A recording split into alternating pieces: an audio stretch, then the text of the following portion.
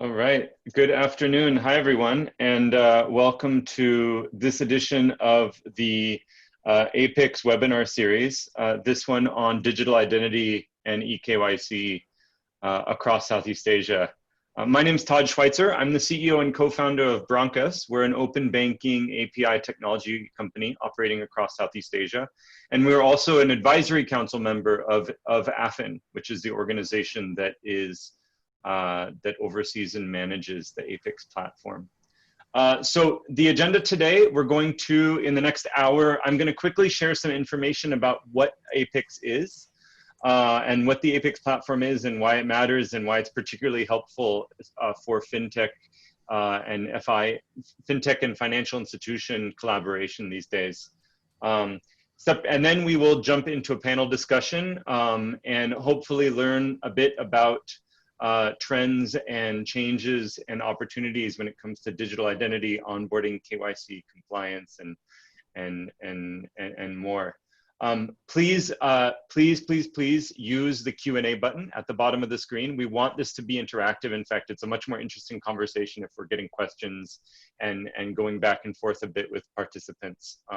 So please ask a question anytime. There's a Q&A button at the bottom of the screen. If you're not familiar with it yet, type it in anytime. We'll be paying attention to that Q&A list, and we'll be asking as many of your questions as possible. So first, just a couple minutes on what APICS is. Next slide. So APICS is the world's first cross-border open architecture platform for discovery, experimentation, and digital collaboration, which is a lot of big words that basically means APICS is a piece of software and a product and a community of financial institutions and fintechs that makes it easier for them to collaborate and build new products together, right? So the main challenge that started APICS to begin with was that financial institutions were seeing value in partnering with fintechs, and fintech startups and technology companies were eager to partner with financial institutions to build new products, serve customers better, improve the customer experience. But there's a lot of red tape in the middle, right? The procurement process, the compliance process, the onboarding process, the vendor selection process. And when it comes to fintech partnerships, there should be an easier way in a safe and secure environment to test the partnership before you go live. And so that's really the impetus behind setting up APICS. There's a really powerful, really influential group of leaders, including the ASEAN Bankers Association, the IFC, the Monetary Authority of Singapore, as well as a number of large global technology companies that are supportive of creating, I won't say frictionless, but an environment with a little bit less friction when it comes to fintech and FI collaboration. And I think this is particularly relevant to digital onboarding and KYC because as most of Southeast Asia shifts from entirely paper-based to partially paper-based to perhaps totally digital in the future, there's a lot of legacy and bureaucratic kind of pain points to be addressed. So hopefully we'll be addressing that today. But let's continue on. Next slide. So basically what APICS is it's a number of features and services that sit between financial institutions and fintech. So that consists of a marketplace, which is a fancy name for basically yellow pages for where fintechs and FIs can find each other, right? It's a way to very easily for financial institutions and fintechs to matchmake, right? And to solve specific problems in the financial services ecosystem. It also consists of a sandbox, so there's a full developer environment and a place to upload and test APIs. And there's also actually some dummy data that can be used right off the shelf to actually test some of these APIs.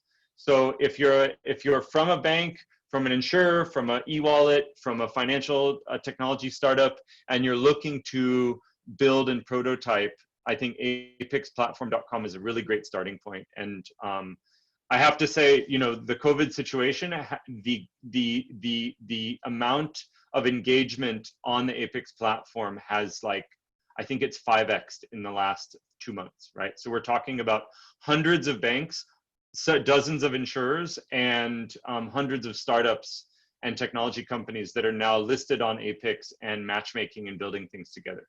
So really encourage you to take a look, build up your profile and start innovating. The other feature I want to mention on the Apex platform is our Hack Coliseum, which is the hackathon. It's basically a end-to-end hackathon builder, right? So it allows a bank, a fintech association, an insurance company, an insurance commission, really any set of financial service providers to very quickly put together and host a hackathon and invite submissions from third parties.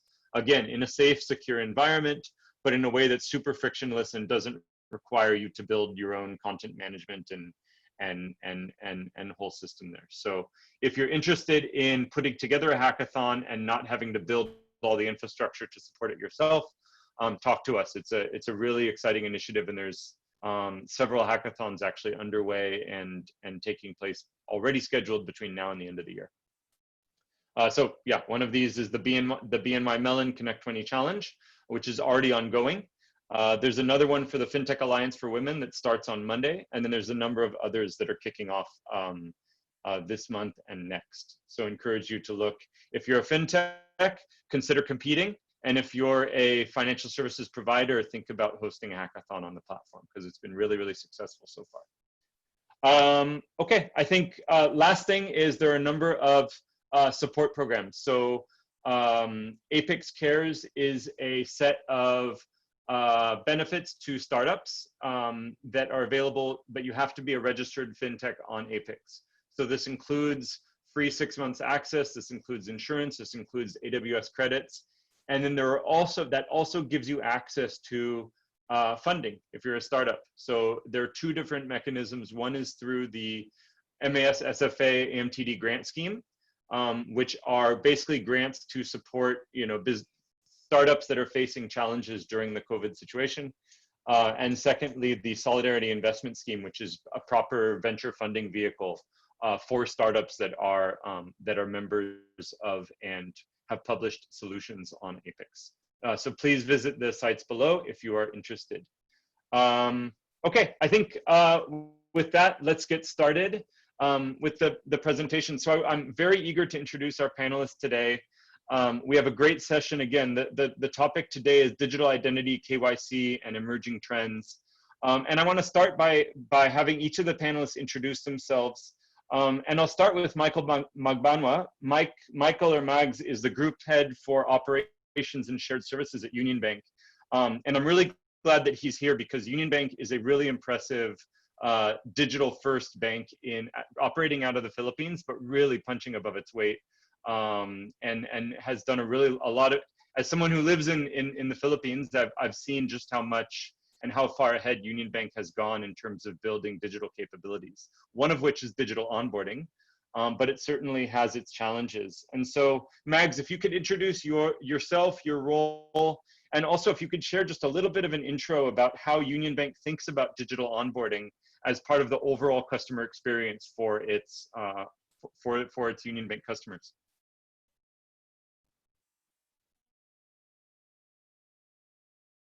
No, you're muted, Mags. Okay, sorry. Good afternoon. Thank you, Todd, for that introduction.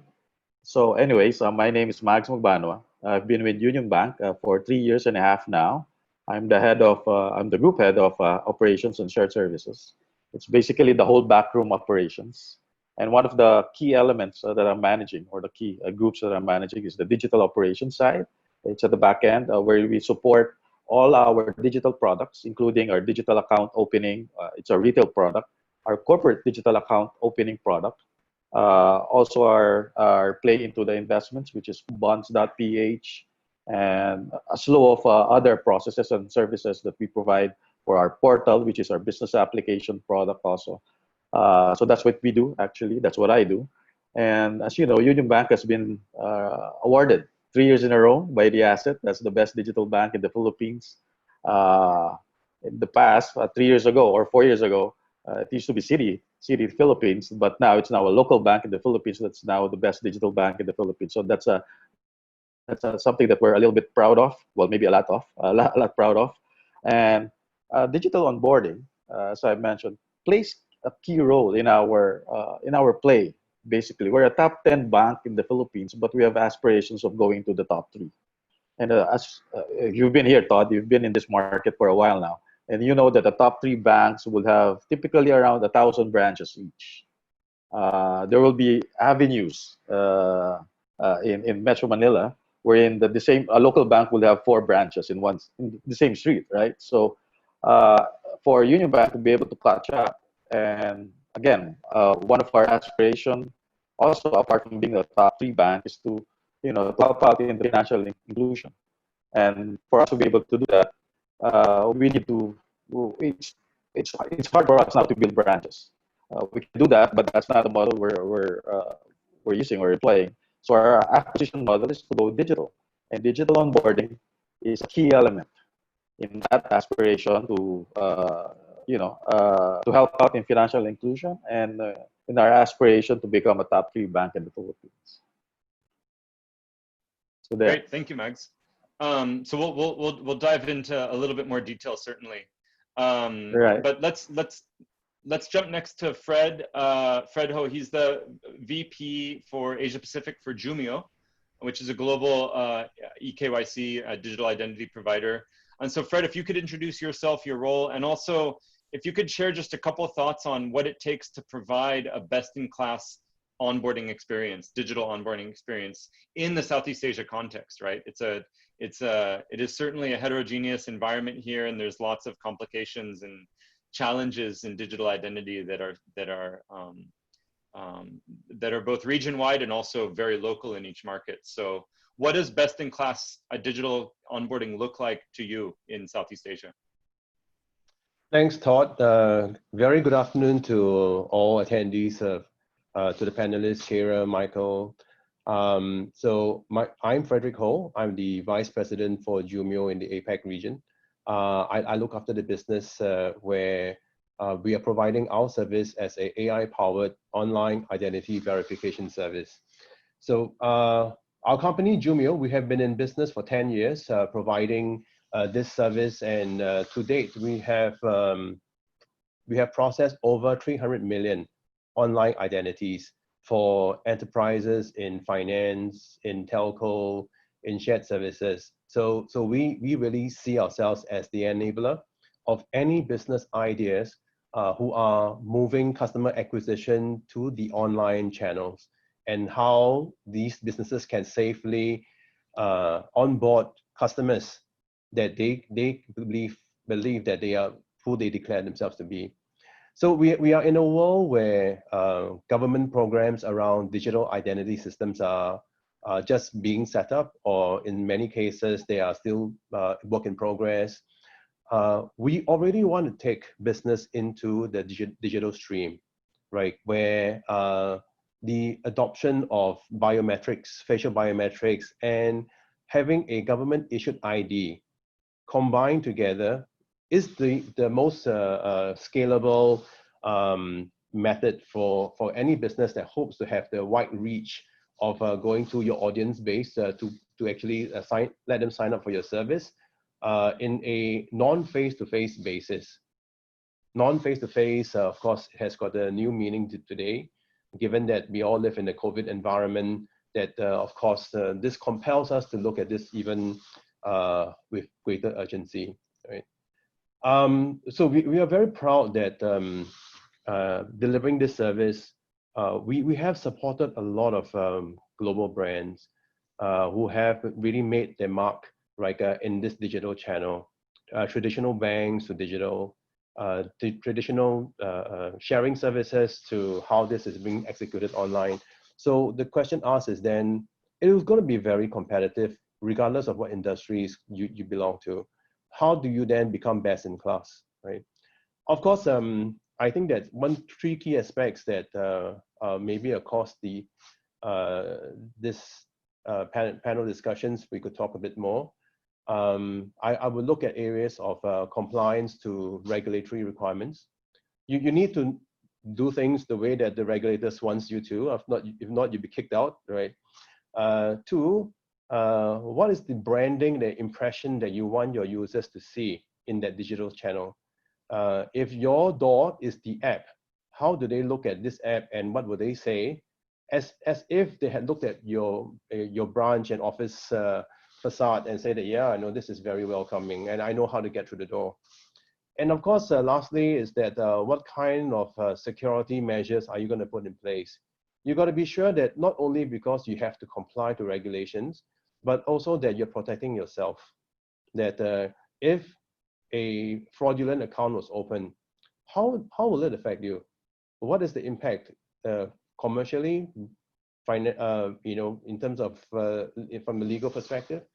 So from a compliance perspective, I think when you are, of course, looking at meeting regulators' expectations, a common measure would be how do you handle false reject rates? If you're going to apply technology to eKYC, right? There are some standards that the regulators will set, right? So you got to look at how you can configure, tune, test, measure this, that you could come within that band that the regulators will allow us to operate. Two, like for user experience, this is really a huge topic. There's so much best practices that goes behind this, and tips and tricks of how you're going to be better, right? And make it easier for your users to come on board. And then lastly, on security, I think that there are two key things that I would like to highlight.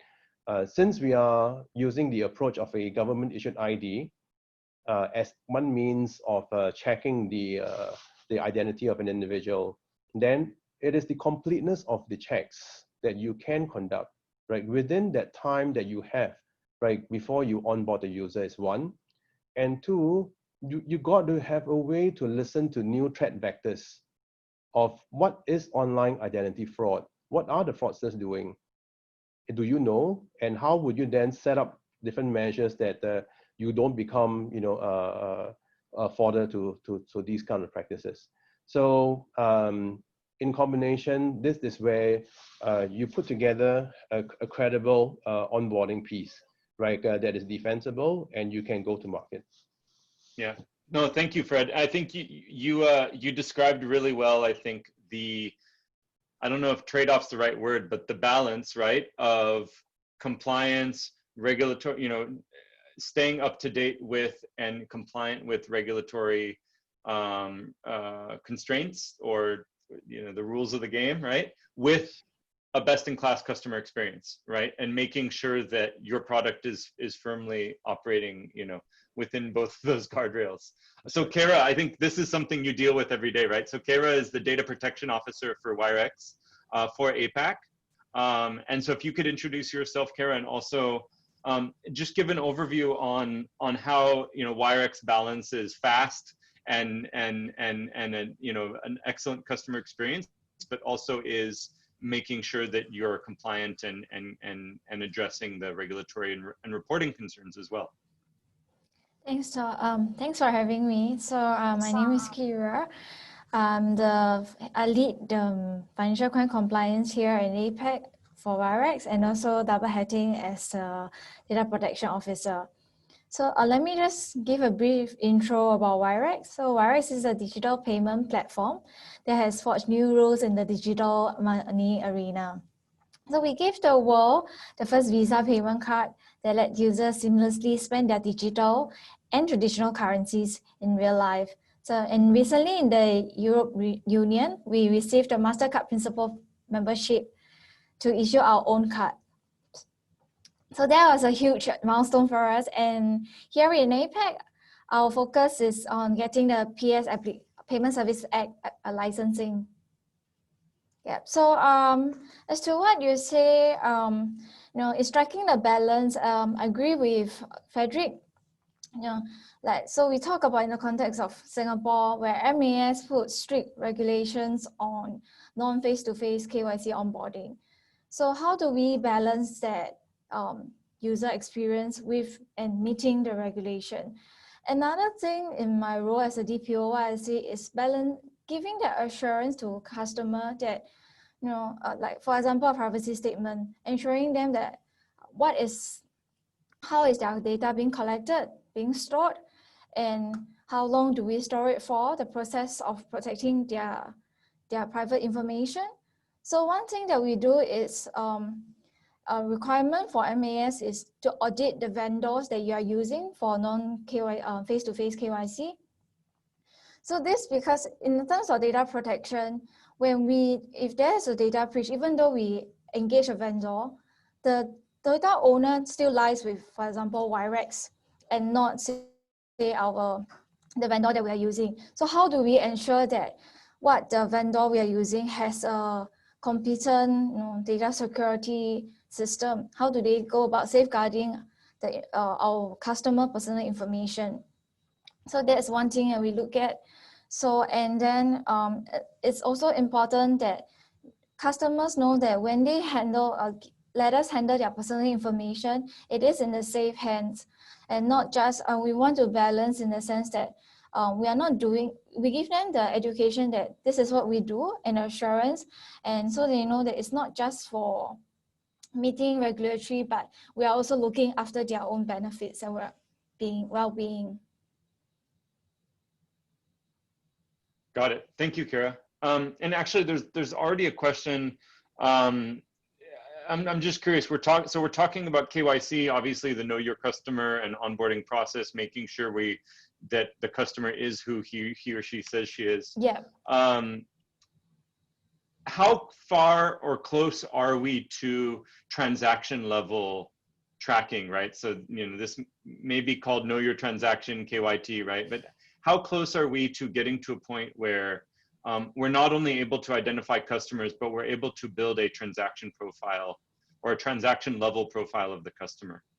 I don't know, maybe Mags, or is this something that UnionBank is looking at, or are we sort of still solving the basics? Hi, Todd. Thank you for calling me out. I was actually about to jump in.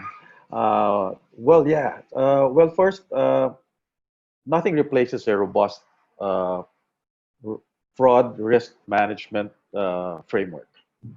That has all the elements of prevention, detection, analytics, response, and enforcement. I think those are the 5 key elements, if I remember it right, from my risk management courses. But nevertheless, also in regulation in the Philippines, in this market, where the regulation is actually requiring us to provide suspicious transaction reports.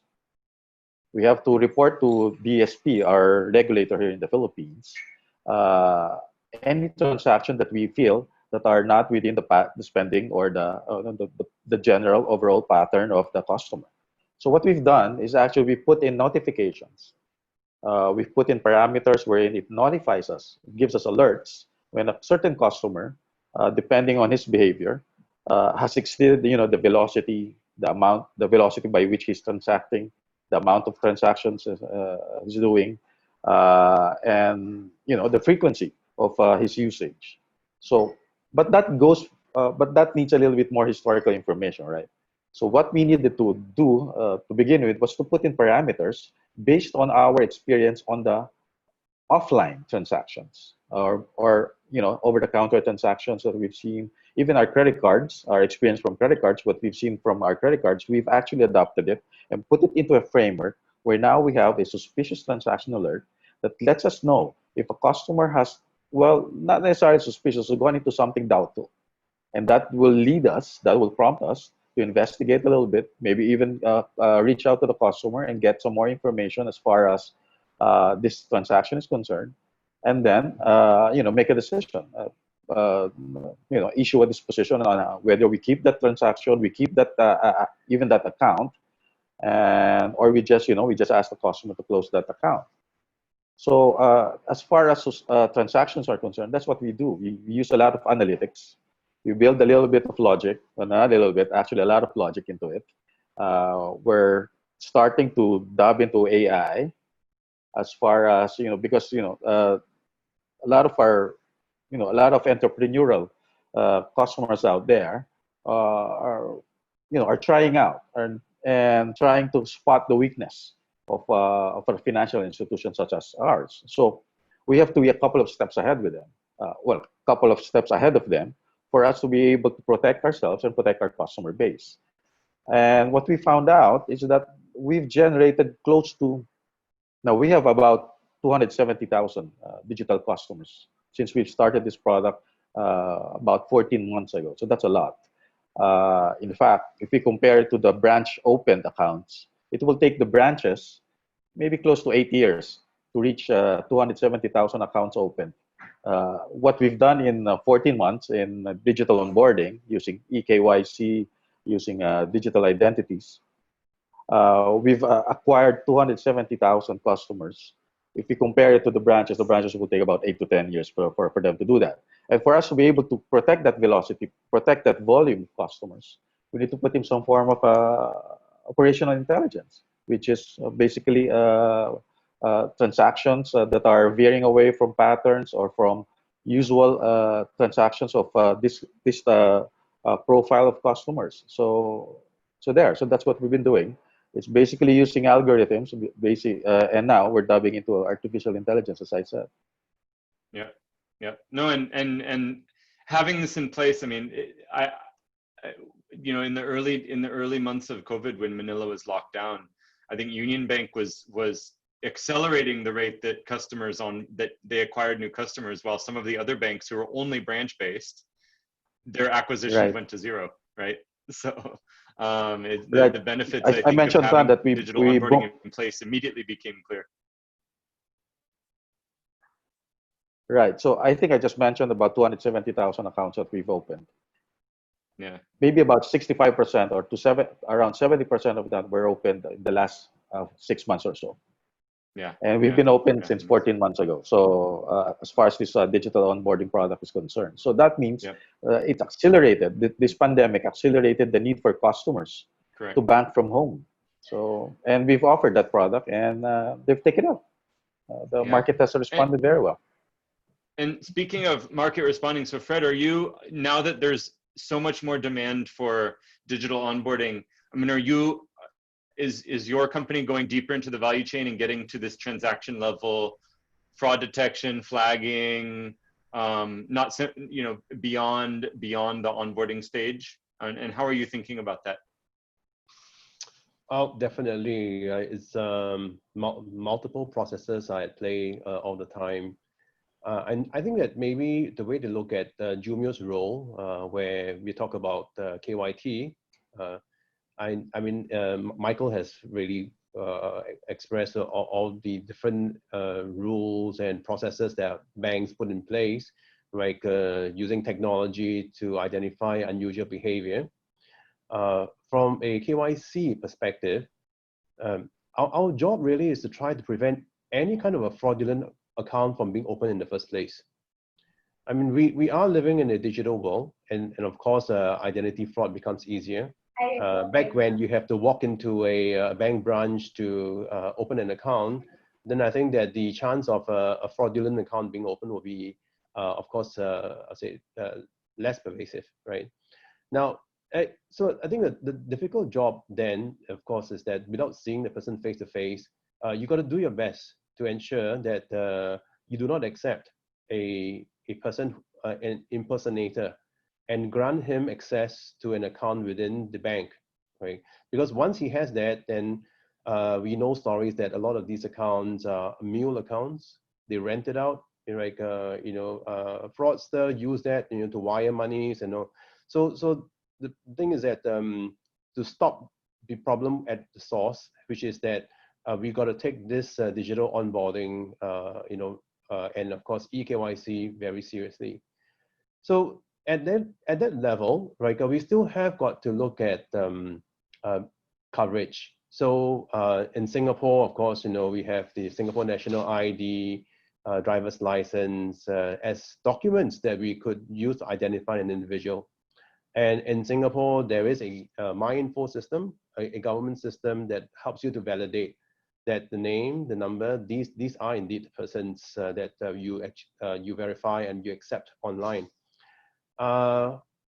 There is a trend where I see a lot of clients, they offer options for the purpose of business coverage, where some users would prefer to use and MyInfo, right, to do the verification, and some for other reasons may not be familiar or choose not to, and they would have other options of doing verification, right? So as a fintech business, if I'm targeting to have the largest addressable audience, I'm going to give this kind of options available, because there's always going to be my second plan, which is, and when am I going to regionalize my business? That I'm going to enter a new market, that I will not just stay in Singapore, that I'm going to sell in Malaysia, I'm going to sell in the Philippines.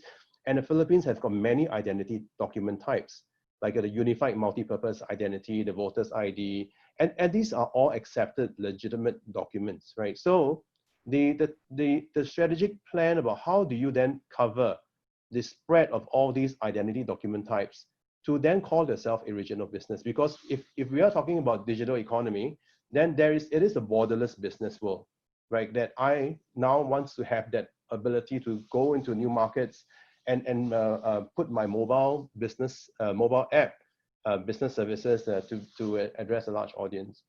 So now we're talking about many different identity types, document types, different government systems, different regulations permitting what can or cannot be done around online identity verifications and online onboarding.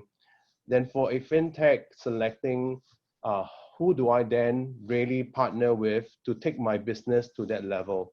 I think that these are all these consideration points, and the best way is just to look at the market today to see which vendor really has proven themselves, like have already met regulatory expectations, and are already in the news, like the UnionBank, that with great successes, like in their digital strategies. I think that would be a good way maybe to start to look at it.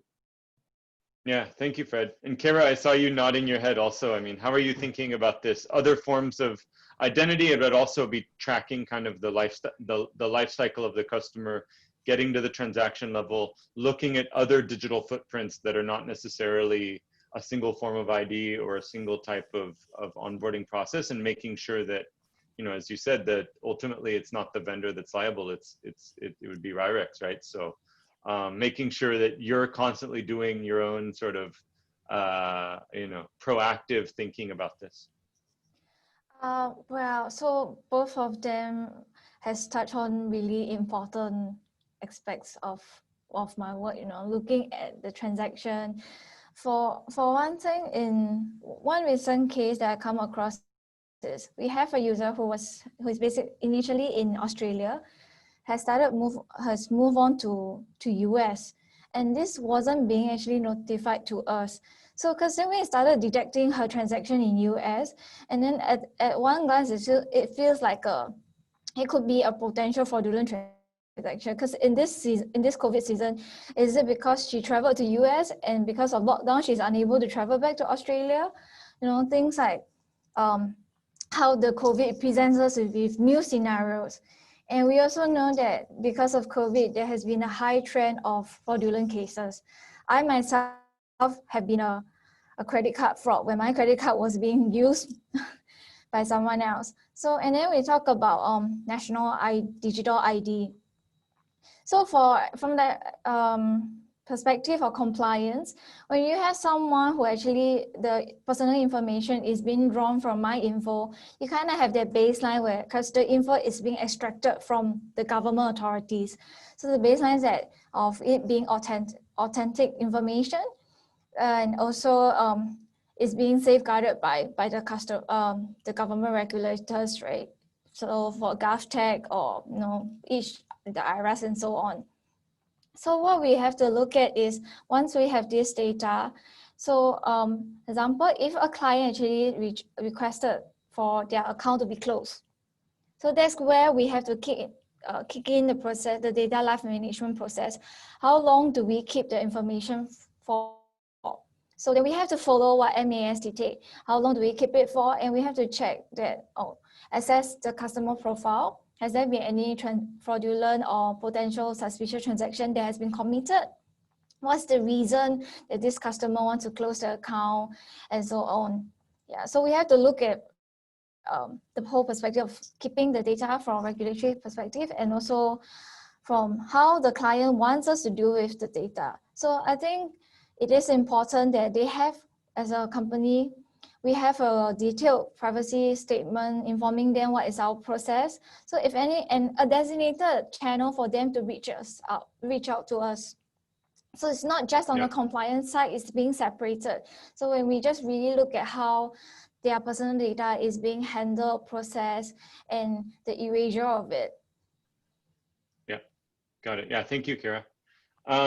Okay, so I also want to ask about kind of getting started, right? There's a lot across Southeast Asia, there's a lot of financial service providers, institutions that are still quite early on the journey, right? Of creating digital onboarding processes, right? So for an institution or a provider that is just starting to offer digital onboarding and starting to use digital identity services as part of their own as the experience to their customers, what are some of the lessons learned that you have faced, either personally or kind of through your business, and also what are some of the organizational issues that have to be dealt with, right? And I can speak personally, like, as a fintech that's trying to work with financial institutions to operate a little bit differently.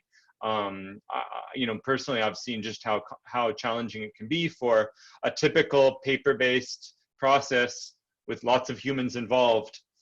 To shift that to a digital process is not as easy as it sounds, despite the business benefits, despite the financial, the financial benefit, despite the more granularity on data management and fraud detection. Despite all of that, there are still people involved internal to the organization that may be blockers, right?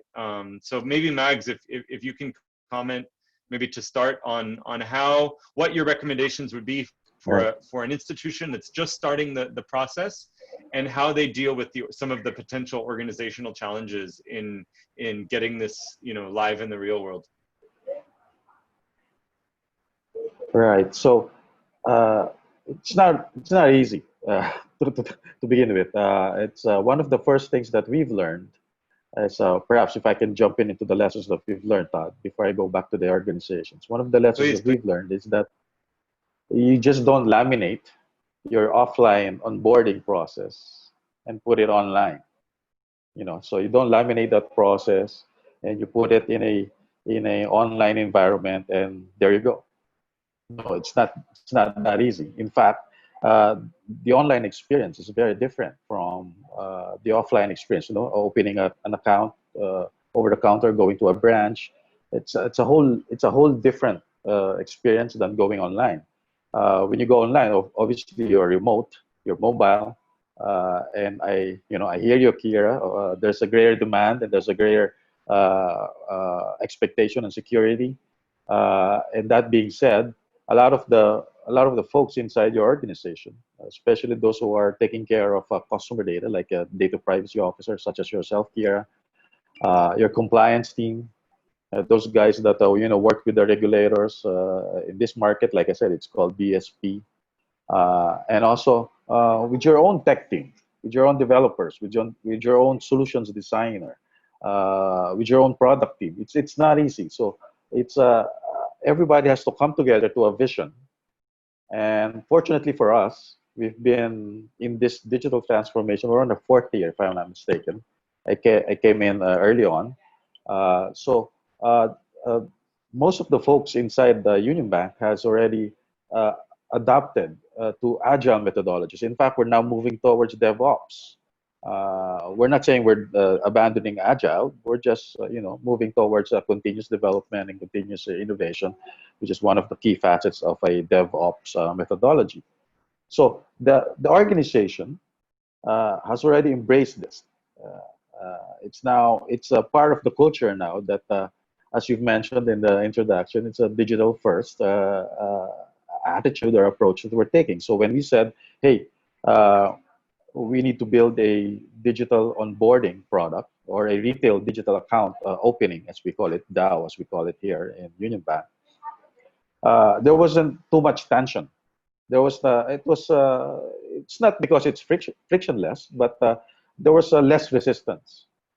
So what we did is now move on towards going into the consulting with the regulators, with the BSP primarily. So one of the lessons learned is that the regulators are actually supporters and will encourage you to do these things. It's not as if that they will stop you and become an obstacle.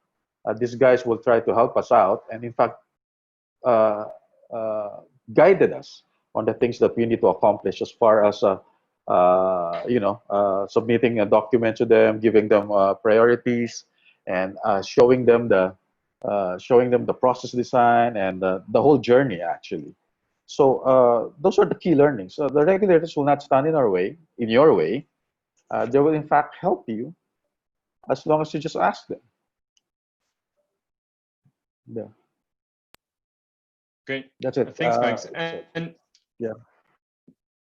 And okay, so Fred, so what have you seen for your clients who are stage 1 or stage 0 of their digital onboarding kind of transformation? What are some of the lessons learned or kind of key considerations that they should keep in mind in terms of implementing digital identity in a way that doesn't, create unnecessary friction internally in the organization? I thought there are different perspectives that I can share. I think that where Southeast Asia or even Asia and the pace that we are taking business online and where eKYC comes to play, we could say that we are probably a generation behind, the European markets. For example, the UK banks, that have gone online and then has already moved into digital onboarding, the likes of Monzo, Revolut.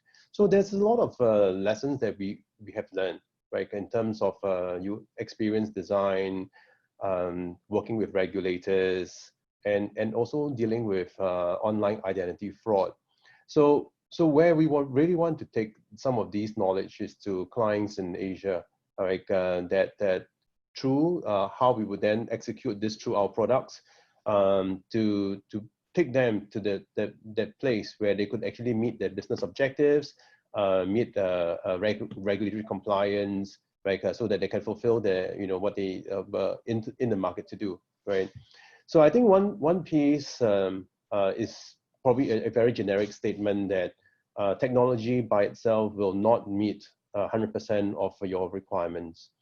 So when you go to market and you look at the different options of how you're going to deploy technology, there will be different scopes that the vendors can offer you, right? And then within your own consideration is, do I put 5 men behind this work, or do I put 500 men behind this work? So whatever that vendor don't do, you will have got to end up to cover this, right? Because you want to deliver a service level, you want to be fast, you want to be accurate, you want to comply, and that will either be something that the vendor can already offer you. If not, then of course you have got to cover this yourself.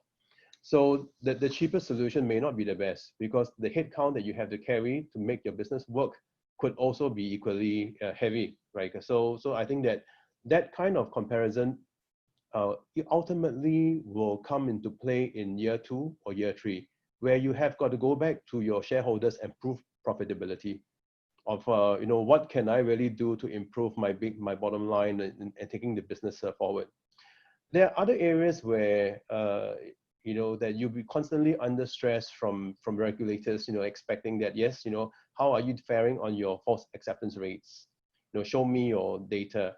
And pulling data from hundreds and thousands of records, if you are onboarding at the kind of rates, right, means that someone has got to do some checks, right, to be able to calculate some kind of data to prove that, oh yes, I've rechecked and these are the data. So the vendor that gives you the ease of reportability, that all the data are metadata, you know what's wrong with which transactions, why are they classified as error or fraud, and for the good ones, how confident are you that these are audited so that you can present them as data to the regulators.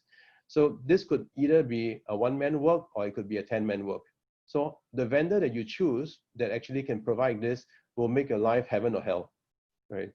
And then of course, there was a lot of perspectives about using eKYC technologies as a complement to an internal risk matrix, right? Yes, they establish high risk, low risk to certain categories, but increasingly that the model seems to be not too productive, that a KYC solution returns you a percentage score, that this is 60%, this is 70%, because ultimately falling into the bracket, you're never too certain actually within those buckets, were the customers valid or invalid? So a recheck will have got to be conducted. So I think that where best practices could come to play is that ensure that the KYC provider tells you exactly for every transaction, if there's something wrong, what exactly is wrong with it, so that you could specifically look at it and decide if you agree. If not, of course, you override the decisions. If the transactions are approved, right, then there must be a process where the vendor can prove to you that audits can be done to verify that these were genuinely, good transactions that you can accept. So we talk about straight-through processing, supporting greater productivity in the entire onboarding process. So that I think this is very, very dynamic. I have not even touched about the identity fraud space and what's happening in that realm. But indeed, so much experiences is coming through that we are constantly advising our clients what are the areas that they could improve, what they need to look out for, right? That they can continuously be at the top of the game, right? Within the industry, and of course, best in class.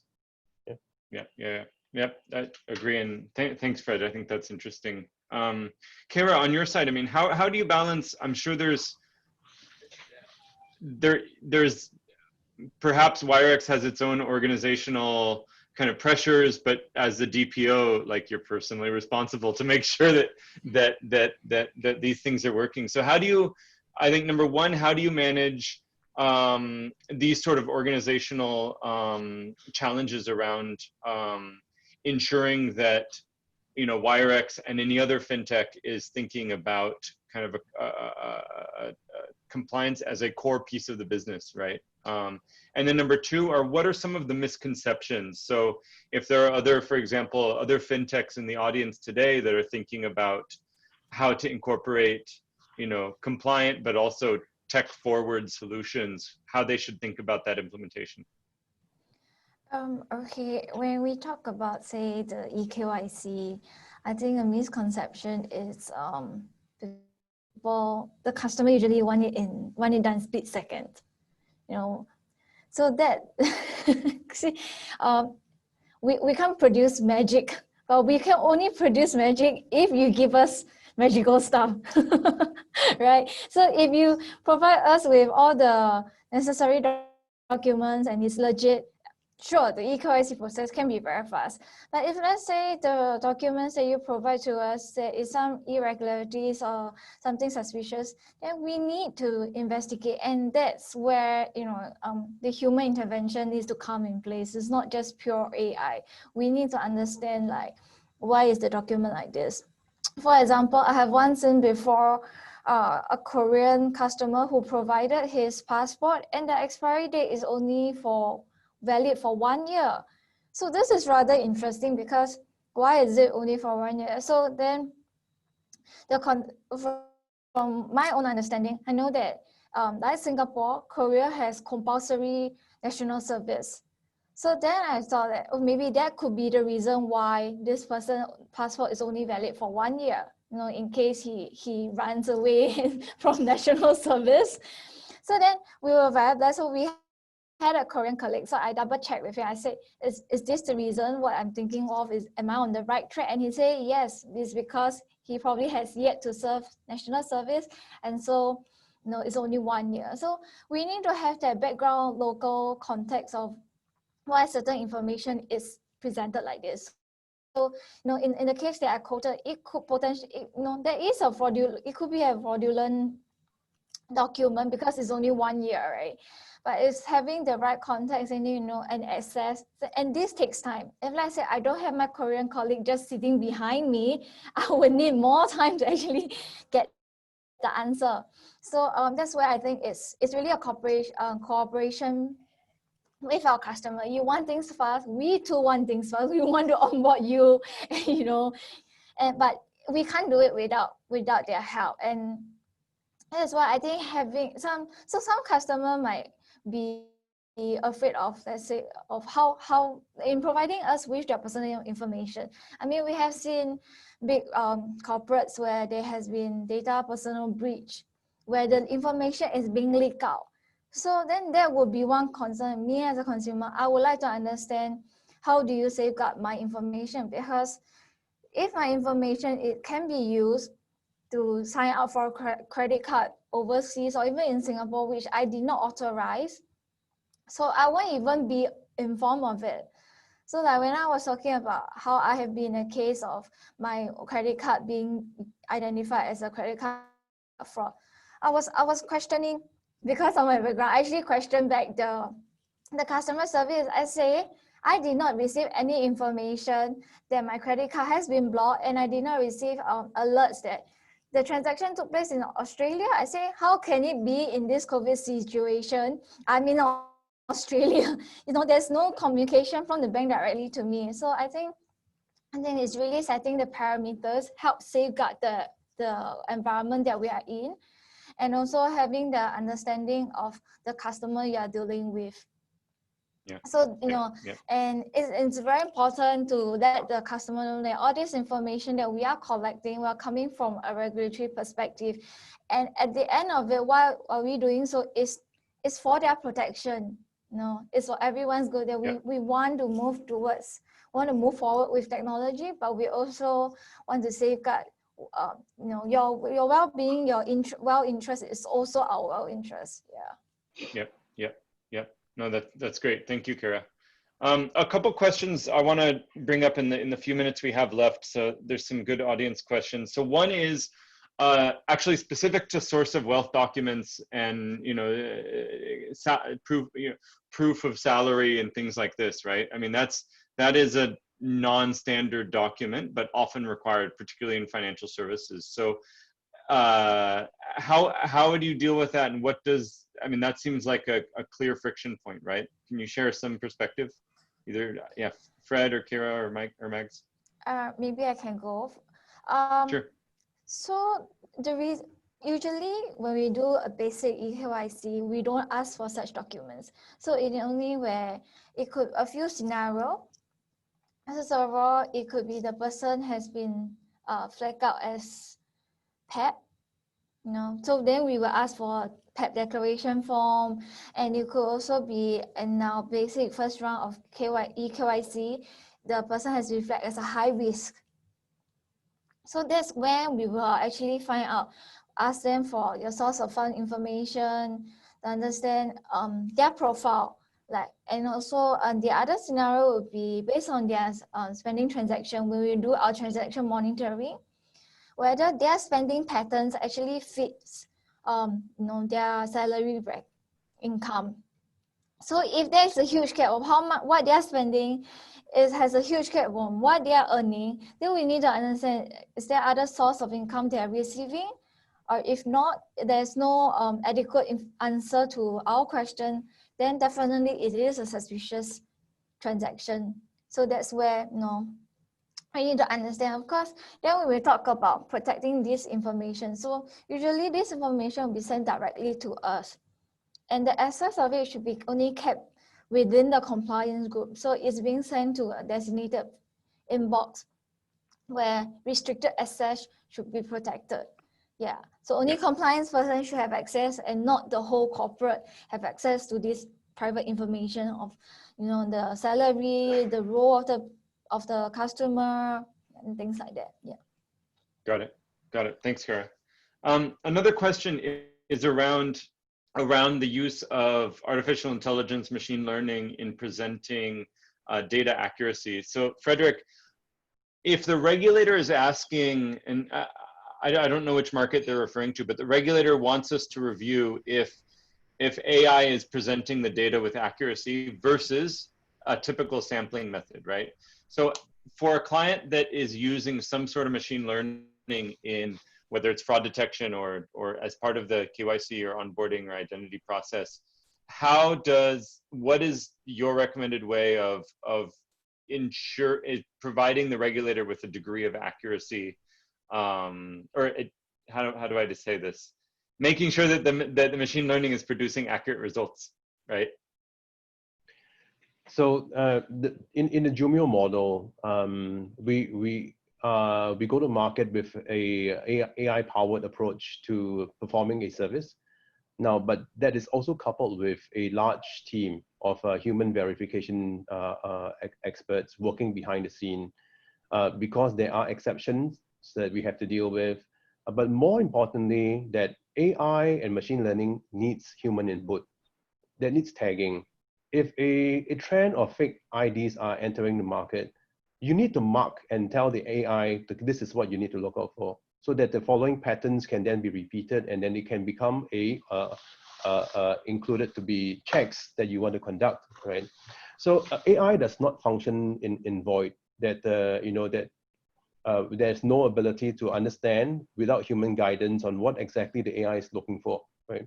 So I think that when we stand in front of the regulators, this is what we have to explain, that in the whole model, how is it being executed? How do we take in new feeds, and how this would then translate into, of course, the accuracy of the results that is to be produced.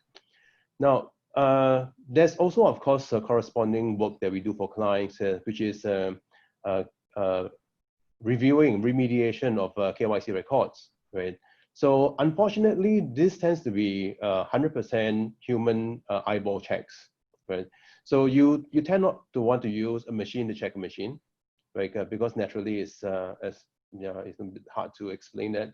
But that what the regulator wants, and in some cases in Asia, there are a lot of documents talking about human control in the whole process. That there are some principles that the regulator specified that they don't want to see 100% machine-based decisioning without human control of the process, right? At least not in the 6 to 12 months of a launch of that financial services eKYC, right? So where I would, of course, give advice is that yes, if a sample set of the data is possible, then you want to run that checks against the machine outputs. If you have the capacity via internally or via outsourced vendors to perform 100% checks, then by all means do so, right? So that you can get it right. But there will always be a limit to how much you can tune, right? AI, and you can only further achieve that if you have human tagging that tells the AI where to improve. I think that is one of the big hurdles that many financial organizations cannot cross, because as much as they spend time and effort, they just can't go beyond a certain percentage, to show the regulators. And I think that this is what we also learned in the European and the UK examples, and then of course now translating to Asia. Yep. Thanks. Okay. So we're at the top of the hour. So I think just one very quick question for each of you to wrap up. So just very quickly, starting with you, Fred, if you could share one prediction in the next year, how is digital identity going to change in Southeast Asia? How is the industry or adoption or usage going to change? The one big trend that you're seeing. I think that there's a lot of excitement about cross-market borderless business. I like to see the fintechs really, taking on the region, right? Offering their best business ideas into multiple markets at the same time. We saw the biggest brands today come out in the same way, starting as from a single market and now globalized, right? In the same way, I think that we are ready. We have got the framework within the ASEAN regulations, right? That digital economy is a big topic that all regulators and governments are talking about it. I think that we now have the technology, right, to be able to expand our business really. So I think that this is going to be a big area to look at. Yep, that's a great one, and I know there's tons of demand for it too. Kara, what about you? Kind of what's going to change in the digital identity and digital onboarding space in the next year? I think more government regulator bodies will actually really roll out on the idea of digital identity. And another thing is, for one thing, you see companies really starting to post out job ads for data protection officer. And also we know the whole upcoming of the changes to PDPA in Singapore context. So I think companies will start, looking at hand in hand with regards to financial regulation compliance together with data protection. Yeah. Yep. Excellent. And Mags, from your side, what do you see as what's the bank working on, or what are you seeing generally in terms of, a year from now in digital identity and the digital onboarding experience? Maybe a couple of things, Todd, if you'll allow me. First, I agree with Fred. By the way, for everyone's, for full disclosure, we are working with TED. UnionBank is working with Jumio as far as our identification and authentication of our customers. So anyways, I agree with Fred. As far as boundaries being blurry, customers crossing markets. And we've seen this happen in one of our products that we've launched 2 months ago, which is bonds.ph. It's an application. It's a mobile application that allows trading of sovereign funds. And we've seen overseas Filipino workers, those guys who are working in Middle East and some in Southeast Asia, opening a relationship with us, again, onboarding through digital, eKYC.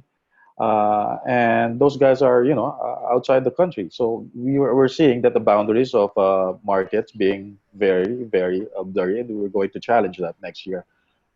Second will be the second big thing is corporates. Corporate digital account opening.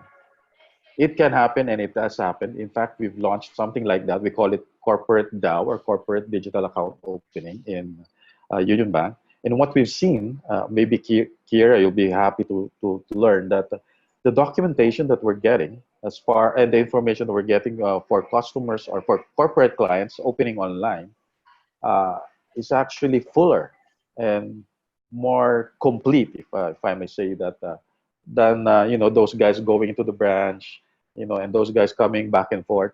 Here, they actually fulfill it right away, and they do it self-service. So I think those are the two big things that will happen. We will start to challenge the limitations as far as market boundaries are concerned. And second, we will attract small, medium enterprises, corporate clients, other than just retail. Excellent. Excellent. Yeah, looking forward to that. Awesome. Some great answers and great predictions, and overall really interesting responses from all of you. And I appreciate the candidness. Thanks also to the participants. I know we didn't get to all your questions, but please, on the Apex community, if you add your question, we will respond very quickly to you on the forum. So Kara, Fred, Mags, thank you very much for joining today. To the audience, thank you so much for attending. We had about 100 attendees with lots of questions coming through. It looks like from all over the world. So thank you so much for everyone. Have a great afternoon and take care. Bye, everyone. Thank you. Thank you. Bye-bye. Bye. See you, Fred. Kira. See you. Bye-bye. Bye.